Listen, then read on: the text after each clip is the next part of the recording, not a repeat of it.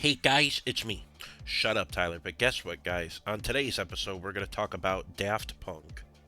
Thomas Bancolter and Guy Manuel de Honam Cristo were two students that met in the Lycée Carat in Paris back in 1987, with both of them sharing interest in film and music from the 60s and 70s at the time.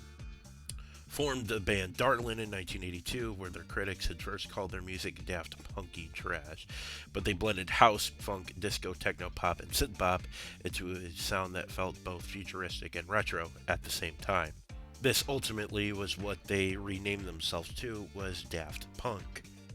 Real quick, I'd like to get into why that Daft Punk leaned into the robot personas was because they offered creative freedom and amenity in a way to shift attention away from their private lives and to focus on the music itself, with the duo explaining over the years that the helmets weren't just a gimmick, but they were a philosophy.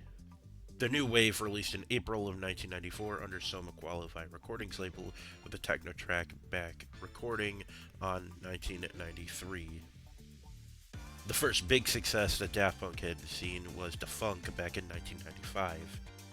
Homework was released on January 20th of 1997 in Europe, but released in March 25th, 1997 worldwide. We now conclude the first era, in which an era is marked by each album with a different aesthetic, such as with raw French house to glossy disco, for example. Daft Punk released the next album on March 12, 2001 to make Discovery, tying in with the anime Interstellar 555, which released on May 18, 2003, which was produced by Toei Animation with Kazushi Takenuchi, supervised with Leiji Matsumoto. Being inspired by their love of Japanese anime, Daft Punk wanted to make an album to tie in with this, which is what I think also helped make Discovery such an iconic album. While Interstellar 555 is a pretty short anime, it's about a less than an hour. I do heavily recommend it though because it is a very nice and well done story. It is on YouTube for free in case if you are interested on watching. That's not the only thing that came out in 2001 because on October 1st, they released a major re recording of a concert called Daft Punk Alive 1997, remixing a bunch of songs that came out during the homework and first wave of Daft Punk. On March 14, 2005, to mixed reception, Human After All released, and while it is still considered the most mixed and divisive of all Daft Punk's albums, I personally do like some of the tracks, but I do think that standalone they can be a little hit or miss with this, but I do think that it has a little something missing to it, but I think you can understand what I'm talking about here if you've read or at least listened to some of the more recent albums that they made with collaborations. Releasing in November 19, 2007, we experienced the second live album, Alive 2007. This one being noteworthy as it's often regarded as one of the best light shows ever made for a concert, with the album winning Grammy for Best Electronic and Dance Album in 2009, as its live version of Harder, Better, Faster, Stronger also earned a Grammy within that year. Personally, the Alive 2007 one was one of my favorite concerts that they've ever done, especially too. The light show is insanely impressive if you ever just watch re-recordings of it live.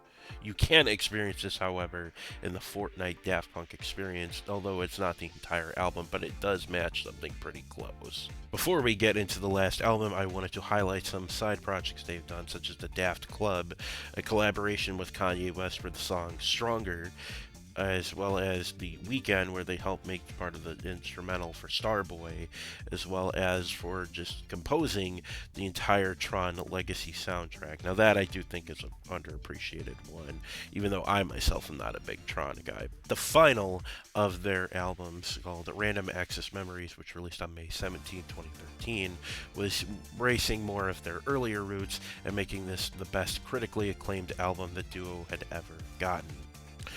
Their most famous of this being Get Lucky with Pharrell Williams and Neil Rogers.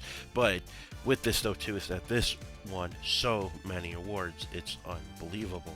Such as winning Album of the Year with Random Access Memories, Record of the Year's Get Lucky, Best Pop Duo and Group Performance, Best Dance and Electronica Album, and Best Engineered Album that's non-classical. This is a total of 5 Grammys that were won connected to the album within its singles as well. Personally, I do think this is probably my favorite of the albums, just because how much just fun and enjoyable it is to listen to. But it also feels like this is like the last of their juices just kind of just going into this as well. Sadly, on February 22nd, 2021, the duo released Epilogue, an 8-minute ending to the 28 years both robots have been made. An amazing impact to one of my favorite music duos. Saying goodbye to this was pretty bittersweet, but they did want to leave because of the rise of AI and just feeling like that a lot of music with this personal touch was kind of just going. But I can at least respect the duo for this, though.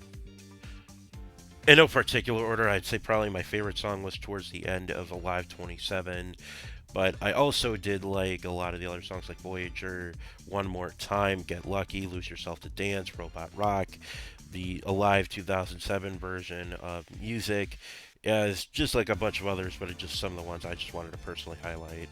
The sheer variety of music that they've made throughout the years. It's no wonder why Daft Punk is such a huge fan base. I myself, being a huge fan, if you no doubt can tell. But because I don't want to end things on a down note, I do want to just plug a channel which I don't really do too often by a person named Ghoulie. They made a lot of great Daft Punk remixes. They made one called Alive 2021. I'm going to link it below. Let me know if you like it though. But what's some of your guys' favorite Daft Punk songs? Please tell me in the comments down below. But with that being said, this is where we're going to end off the video. Hope you guys enjoyed. Bye bye.